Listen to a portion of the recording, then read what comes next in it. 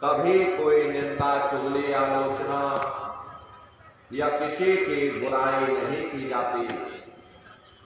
हरे नर नारियों, जब हम लोग इस संसार में पैदा हुए तो ना कोई जात और बिरादरी लेकर के आया, ना कोई कौम या मजहब लेकर के आया, न कोई अपना नाम लेकर के आया।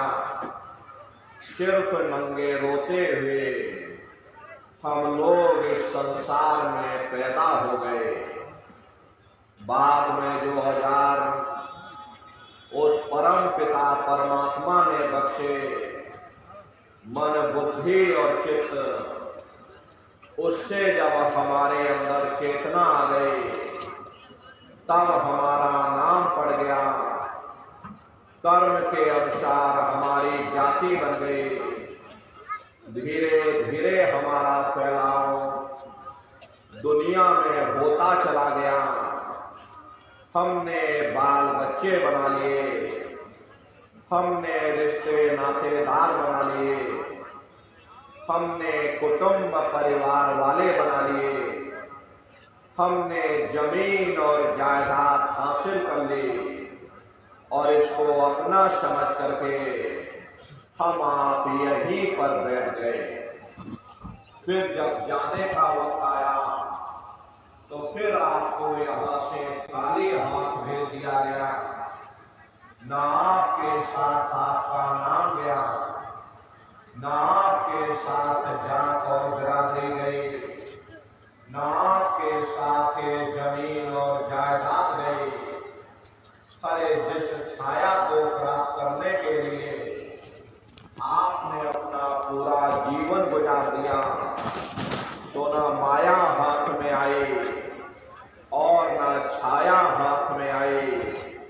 खाली हाथ आए थे और खाली ही हाथ आपको यहां से वापस भेज दिया गया। कहने का मतलब यह है कि उस परम पिता परमात्मा ने अति दया इस मनुष्य शरीर में बंद करता हो। तुम मेरे मकान के द्वारा उस मालिक की भक्ति करके अपनी, जब समय पूरा होगा मैं अपने सिपाहियों को भेजूंगा। उस समय पर तुम मेरे मकान को खाली कर देना। उस समय न जमीन जायदाद काम आएगी, न जात और बिरादरी काम आएगी। हरे मन को, बुद्धि को, चित्त को और जीवात्मा को निकाल करके इस शरीर से बाहर कर दिया जाएगा। ये शरीर आपका यही जमीन पर गिर पड़ेगा, क्योंकि जीवात्मा के निकल जाने के बाद में ये शरीर सिर्फ एक माटी का पुतला है, उससे ज्यादा कुछ भी नहीं। आप इस मिट्टी के पुतले को ले जाकर शमशान भूमि पर जला करके राख कर दोगे। अरे आपकी कौम, आपका मजहब, आपकी जात और बिरादरी, आपका ये नाम उसी शमशान भूमि पर जल करके राख हो जाएगा। जिस जात और बिरादरी के लिए हम लोग लड़ते और झगड़ते थे, जिस धन दौलत को पाने के लिए हमने आप में न जाने कितने बुरे खोटे कर्म किए, तो मौत के समय में ना ये जात बिरादरी काम आई, ना ये धन दौलत काम आया। सब कुछ हमारा यही छूट गया और एक जीवात्मा को ले जाकर ऊपर धर्मराज की कचहरी में पेश कर दिया गया। पलक झपकते ही तुम्हारे अच्छे बुरे कर्मों का हिसाब किताब हो जाएगा। धर्मराज तुमको सजा सुना देंगे, ले जाओ इनको फलाने नरक में डाल दो, क्योंकि मैंने इनको मौका दिया था, मैंने इनको मनुष्य शरीर दिया था कि अब की बार गीता रामायण को पढ़ करके, उन धर्म पुस्तकों को पढ़ करके, किसी संत महात्मा की खोज करके, उनके बताए हुए रास्तों पर चल करके, उस मालिक की भक्ति करके अपनी जीवात्मा का कल्याण करा लेना। इस उद्देश्य के लिए मैंने इनको मनुष्य शरीर दिया था, लेकिन इन्होंने अपना उद्देश्य पूरा नहीं किया। जब जब ये मनुष्य शरीर में आए, तभी इन्होंने विचार भी नहीं किया कि आखिर ये मनुष्य शरीर हमको क्यों मिला है, क्या इसका उद्देश्य है, मरने के बाद हम लोग कहाँ जाएंगे, हमारे बाल बच्चे कहाँ जाएंगे, हमारे रिश्ते नातेदार कहाँ जाएंगे, हमारे कुटुंब परिवार वाले कहाँ जाएंगे, और कैसे उनकी जीवात्मा का कल्याण होगा। ये पराविद्या महात्माओं की पराविद्या है। हम आप इस जड़ संसार में फंस करके उस पराविद्या से अनभिज्ञ हो गए और अपने उद्देश्यों को भूल गए, अपने वादे को हम आप भूल गए। वो वादा जो हमने आपने माँ के गर्भ में किया था, जब माँ के गर्भ में हम आप उल्टे लटके हुए थे, सिर हमारा नीचे था, पैर हमारे ऊपर थे, उस समय परमात्मा से वादा किया कि हे परमात्मा, इस बार हमको मनुष्य शरीर दे दो, हम भजन करेंगे, भक्ति करेंगे, हम अपनी जीवात्मा का कल्याण करेंगे। लेकिन मनुष्य शरीर मिलने के बाद में ना आपने भजन किया, ना भक्ति की, बस माया की छाया में फंस करके इस मिथ्या जगत को अपना मान करके हम आप इसी में गोता खा रहे।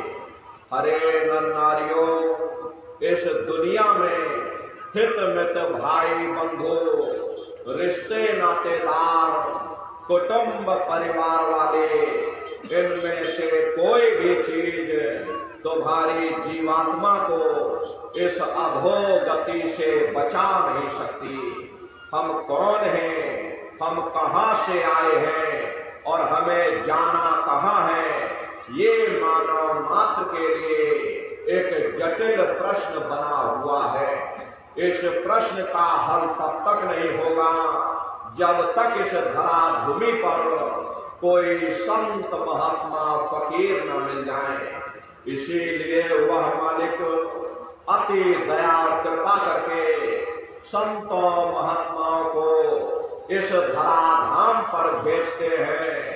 संत महात्मा फकीर यहाँ पर आकर के जीवों को समझाने की कोशिश करते कि भाई वो परमात्मा है, वो आपको मिलेगा, जीते जी मिलेगा, इसी मनुष्य शरीर में मिलेगा।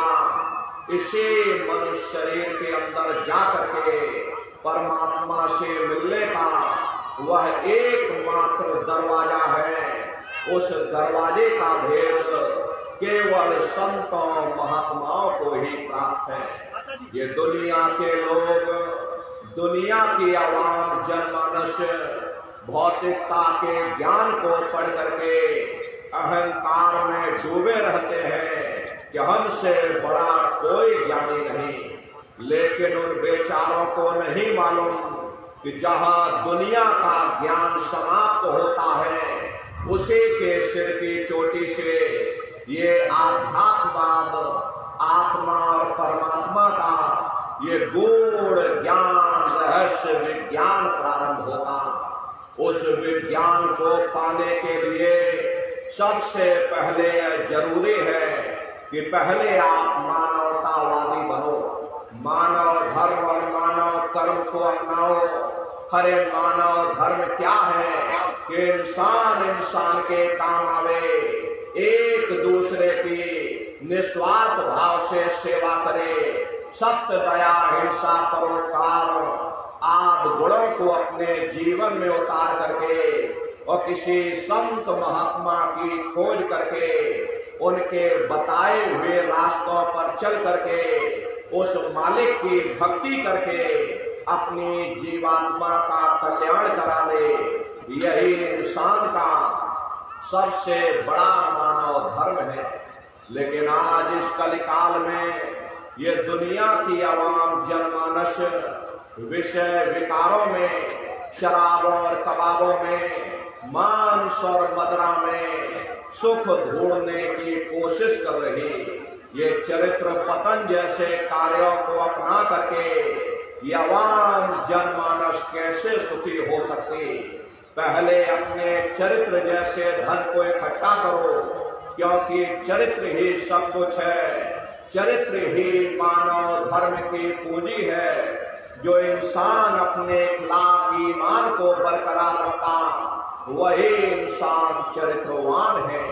ये दुनिया भर के रगड़े झगड़े, परे पिता पुत्र में लड़ाई, आदमी औरत में लड़ाई, घर परिवार में लड़ाई, समाज में लड़ाई, जातियों में लड़ाई, मुल्क में लड़ाई, अरे नारियों, ये इंसानों का काम नहीं, ये हैवानों का काम है।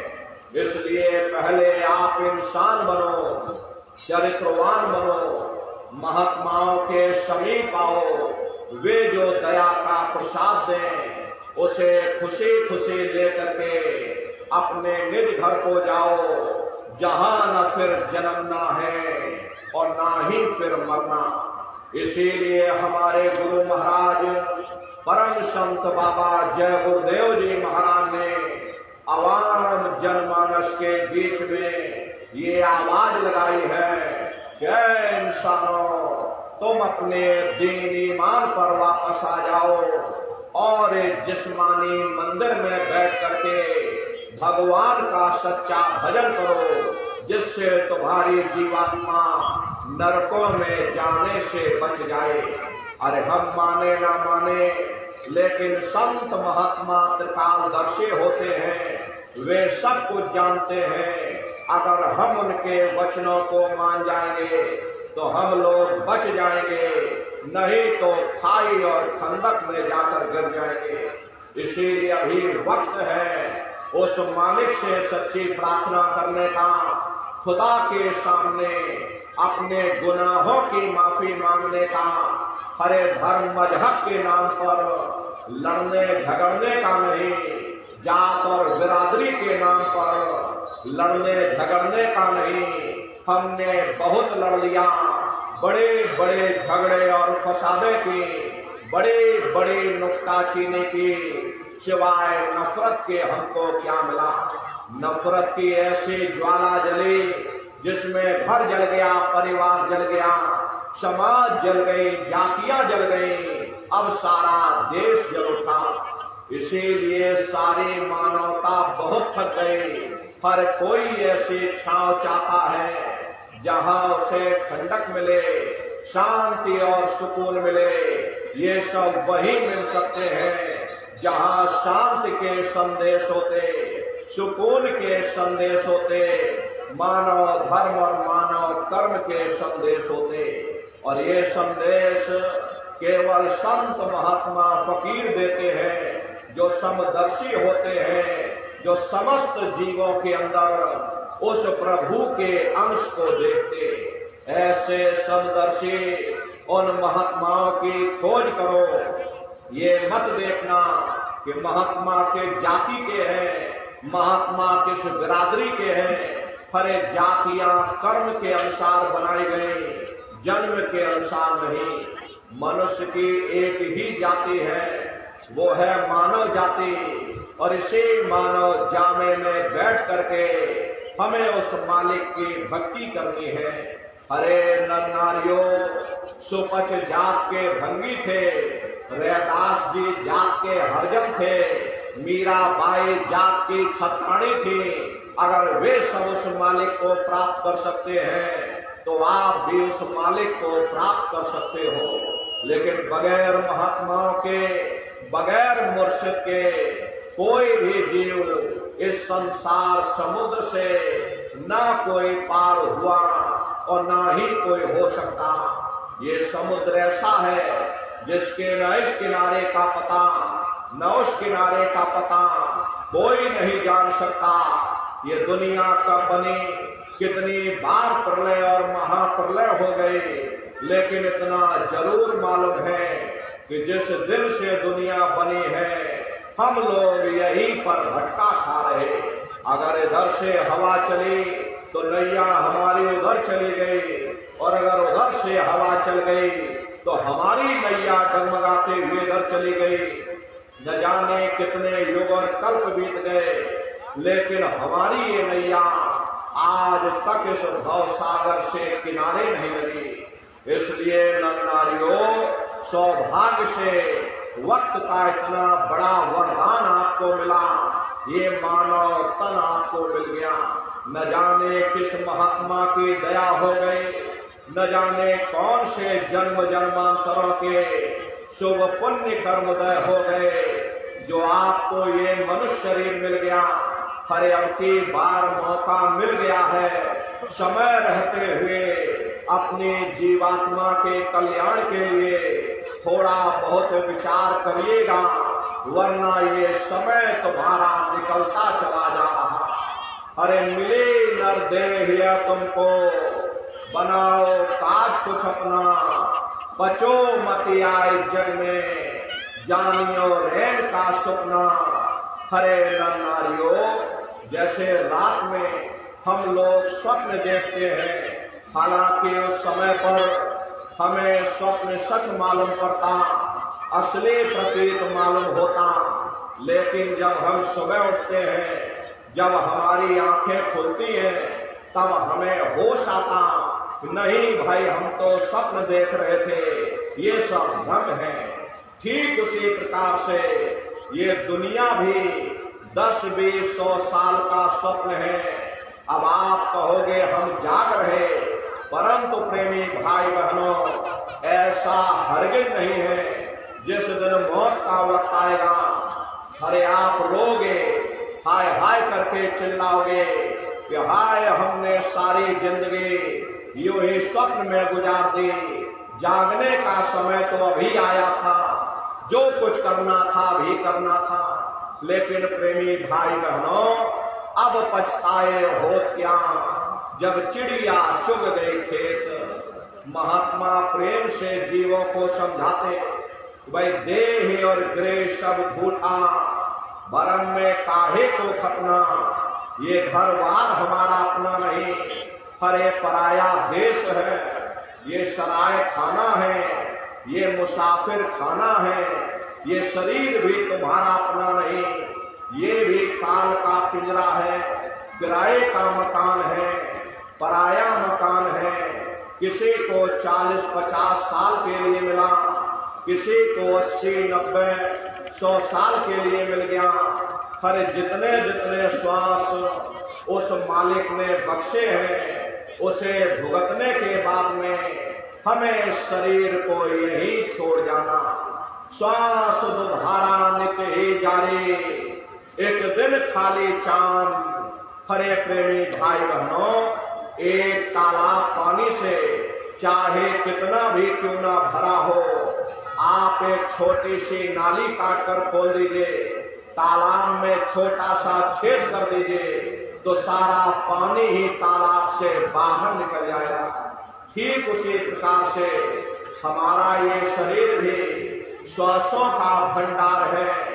जब तक श्वासों का भंडार जारी है, हम दुनिया के काम काज में फंसे हुए, दुनिया के कारोबार में उलझे हुए, लेकिन जिस वक्त ये श्वासों का भंडार खाली होगा, हरे टेलीफोन खड़क जाएंगे, तार पहुंच जाएंगे, संदेश पहुंच जाएंगे, सब रिश्ते नातेदार, सब कुटुंब परिवार वाले, सब अड़ोस पड़ोस वाले मिनटों सेकंडों में इकट्ठा हो जाएंगे। हरे नर नारियों, मामूली कष्ट नहीं होता, मौत के समय में घनघोर पीड़ा होती है। सहजो बाई ने उस पीड़ा को बयान किया कि सहजो मौत आइया, अंगे अंग दिया तोड़, और हिया जरे छाती फटे, उठे पीर घन घोर। गुरु महाराज सत्संग में फरमाते थे कि जैसे 1,00,000 बिच्छू एक साथ हमारे जिस्म पर डंक मारे, उससे भी लाखों करोड़ों गुना ज्यादा मौत के समय में दर्द होता है। जब मृत्यु आती है तो किस तरह से प्राण निकलते, प्राणों के निकलने की क्या प्रक्रिया होती है, जरा उसे भी आप लोग समझ लीजिए। देखो प्रेमी भाई बहनों, जैसे संसार में महाप्रलय आती, महाप्रलय के समय क्या होता, सबसे पहले पूरी पृथ्वी ढह जाती। ये पृथ्वी पानी में घुल करके पानी बन जाती है। मानो सृष्टि की प्रलय एक बड़ी कयामत है और शरीर की प्रलय एक छोटी कयामत है। तो जैसे ही मौत आती है, सबसे पहले गुदा चक्र टूटता है। सिमटत भास श्वास उठ जावे, प्राण पति जब सिमट समावे, उस समय हमारी श्वासें रुक जाती, शरीर की चेतना पीछे सिमटने लगती। तो सबसे पहले गुदा चक्र ही टूटता, क्योंकि गुदा चक्र में पृथ्वी का वास होता। गुदा चक्र टूट करके ऊपर इंद्रिय चक्र में समा जाता। इंद्रिय चक्र में जल का वास होता, यानी जल ने पृथ्वी को खोल दिया। फिर जब इंद्रिय चक्र टूटेगा, ऊपर नाभि चक्र में समा जाएगा। नाभि चक्र में अग्नि का वास होता, यानी अग्नि ने फिर जल को सुखा दिया। ये नीचे से सिमटाव होता है। फिर जब ये नाभि चक्र टूटेगा तो हृदय चक्र में समा जाएगा। हृदय चक्र में वायु का वास होता, यानी वायु ने अग्नि को अपने में समाहित कर लिया और इस तरह से वायु आकाश में उड़ गई।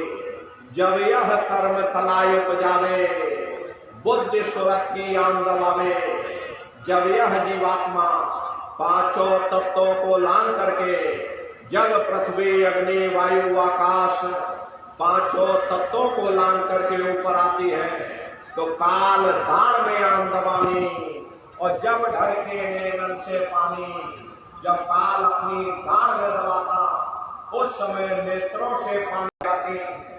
सब रिश्ते नातेदार खड़े रह जाएंगे, डॉक्टर वैद हकीम सब आपको घेरे रह जाएंगे, लेकिन आप अपनी पीड़ा को उस समय अपने मुख से बयान नहीं कर पाओगे। सिर्फ आपके नेत्रों से अश्रु टपकेंगे। हरे अमदूत आते हैं, प्राणों की डोरे को तोड़ देते और जीवात्मा को खींच करके इस शरीर से बाहर कर दिया जाता। जैसे ही जीवात्मा शरीर से अलग हुई, ये शरीर आपका मिट्टी हो जाता। फिर इस मिट्टी को एक रात अपने घर में कोई रखने को तैयार नहीं होता। हर आपके कितने भी सगे